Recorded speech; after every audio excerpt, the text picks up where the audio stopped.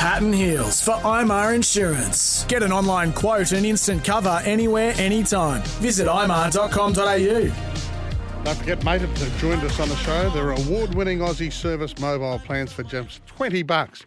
Have a guess who else is joining us now? I think we might have Benny Ikin. Well, we've got to do him very quickly because Why? It's the school run. It's his first school run of the year. Oh, come on, mate. You're the chief. You're the boss. The GM of football of the Broncos, he's been consigned to school run. Hey, what a difference Listen, while you two are bagging me, can I just say I've already been into Broncos HQ to conduct the rapid antigen testing. They're at 5:45 a.m. Yes. So for how many? How many? Just yourself, you mean, or a lot?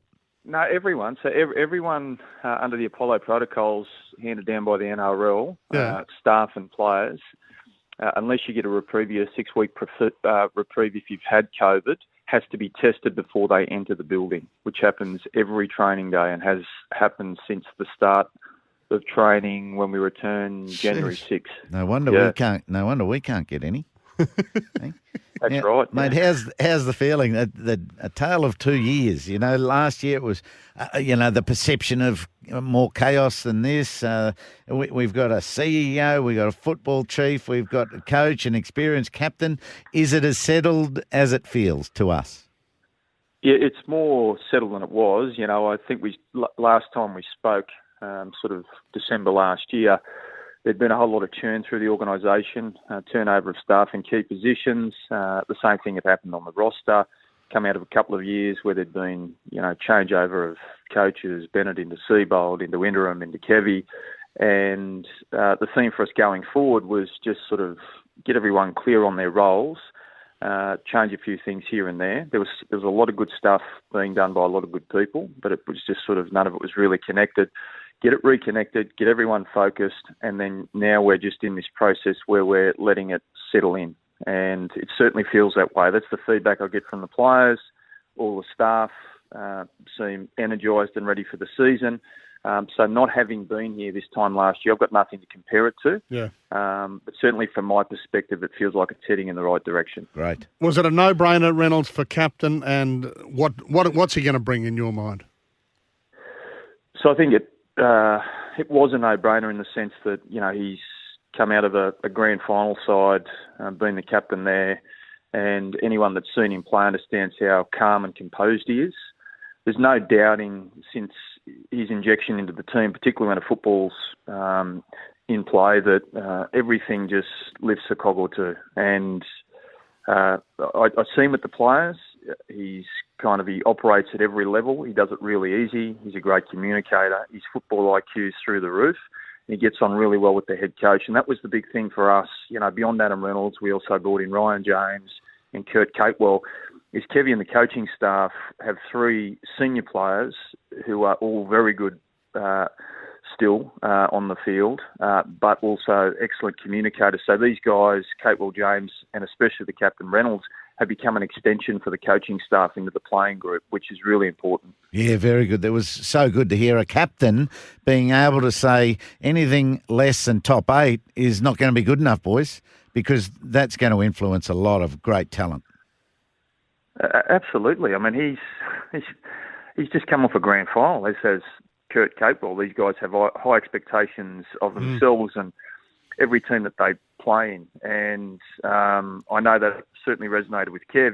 I'd go as far to say that the Broncos, Kevy Walters knows, had higher expectations than finals, but we understand that, this is a phase thing. If we get into finals this year, when we get into finals this year, anything is possible. But we are coming off a sort of a 16th and a 13th finish last 2 years. But if we do miss finals this year, and I know I said this to you guys last year, it would be a fail. And I think everybody is aligned to that goal. Yeah. Hey, I was talking to Chris Garry, who obviously did league for so long. He's moved on, but we're just chatting. Is there a great Bronco homegrown talent in the making, mate? A la the Alfs and the Kevies, the Lockies, the Webbies, etc. Is there one in your mind who could go that next level? Oh, there's a few. Like the guys that have come out of our academy, some are here, some have gone to other clubs. I think of Reece Walsh and Sam Walker. Dave Fafita, Tino Fasuma-Awi, and then the guys that we've got, this young crop of Kobe Hetherington, who, reminds me so much of his dad in so many ways, just tough, durable, got a bit of footy in him, and, likes to stick his head in places where most people don't put their feet. We've got Payne Haas, who came out of our academy, who we all know about. Yeah. And you've got Selwyn Cobbo, Ezra Mam, Xavier Willison, who's had a couple of knee reconstructions, but could be anything. Something that, the club should be really proud of is that this academy that's run by a head of recruitment, Simon Scanlon, has just kept producing quality people and quality players. And what the organisation needs to do now, which is another one of our goals, is to make sure that that transition, that the NRL environment that they plug into, keeps those guys and continues to develop them. So the short answer to your question, Paddy, is that there's a few on the list this year who've come out of the academy in the last couple of years that could go on to have big careers in our game.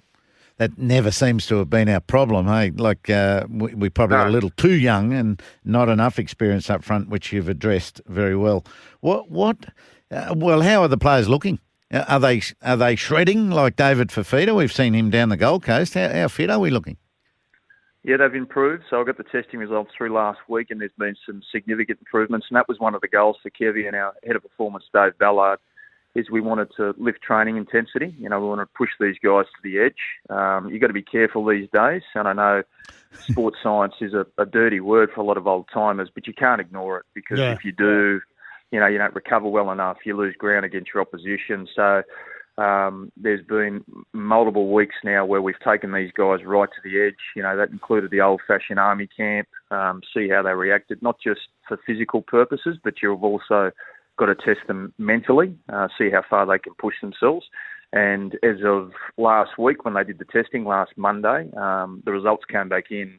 Head coach and head of performance are really pleased with the results. What affect Dolphins, mate? Are they sort of a blip on your radar, or they're cashed up? We know they're starting from naught. Are they in your thinking? Because they'll obviously target a couple of your kids. Yeah, they're closer, but the player transfer market in our game, even when you're contracted, is so fluid and fast moving. I like that. Very diplomatic of you. Yeah. The threat that the Dolphins pose is no different than that of the other 15 clubs. Yeah. Players will go anywhere to get a game. If the money's right, if the environment's right, they will leave. And we accept that as our reality. So even though the Dolphins are coming in and everybody wants this narrative that, they're going to be different in our eyes than the other 15 clubs, really our focus is just being on the best that we can be. And we know that if we create an environment where players are learning, where they are getting better, and ultimately winning football games, that they will choose to stay with us.